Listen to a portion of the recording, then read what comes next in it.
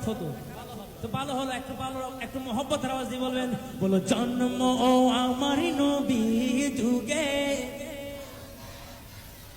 তো জন্ম আমার নবীর যুগে,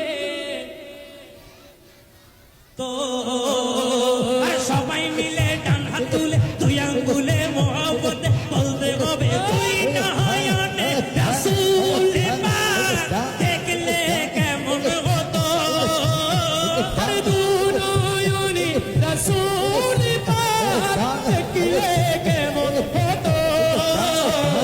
জন্ম আমার নবীর যুগে হলে কেমন হতো, জন্ম আমার নবীর যুগে হলে কেমন হতো। এটা তো হুজুর মুখ অনেক শুনেছেন। কারা কারা পারেন একবার হাত তুলে দেখান তো, যারা যারা পারেন একবার হাত তুলে দেখান। আমার মনে হয় অনেকেই পারে, হয়তো লজ্জায় হাত তুলতেছে না। আমি একলেন, আপনারা একলেন, একটু 50-50 মহব্বতের আওয়াজ দিয়ে প্রমাণ করবেন। আরে আশুতা ভেসে হুজুরতে, মাশাআল্লাহ মাশাআল্লাহ। আমার মনে হয় আওয়াজ আরো বাড়বে, কারণ আশেকদের আওয়াজ যত বাড়বে তত শক্তিও বাড়বে, ঠিক কিনা? একটু মহব্বতের আওয়াজে, আরে আশুতা ভেসে হুজুরতে, কে আজানে ছিল মনবে ফকর রহমান, দয়াল নবীর পিছে পড়লে কেমন হতো, দয়াল নবীর পিছে নামাজ পড়িলে কেমন হতো। জন্ম আমার নবীর যুগে হলে কেমন হতো। মনে ছিল যে বিশ্ব মদিনা দেখেছেন সব সাহাবী, খেলছে খেলছে শিশু হাসান হুসেন সাথে দয়াল নবী।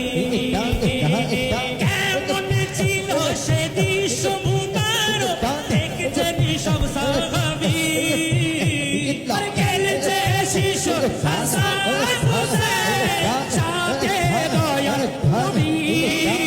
নবী পাক জবানে ডাকছে হাসান, শুনলে কেমন হতো, নবীর কাল মুবারকে নাতি হুসেন দেখলে কেমন হতো।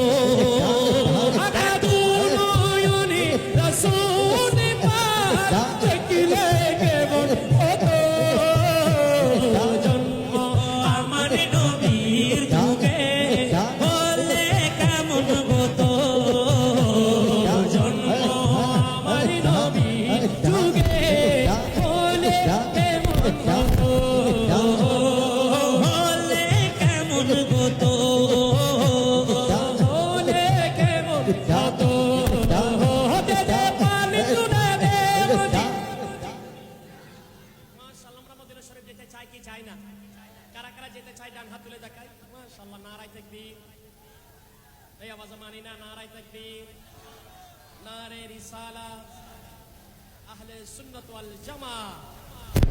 আমি যদি বলি আমি যাব মদিনা, আপনারা বলবেন দেখবো মদিনা। আমি যাব মদিনা।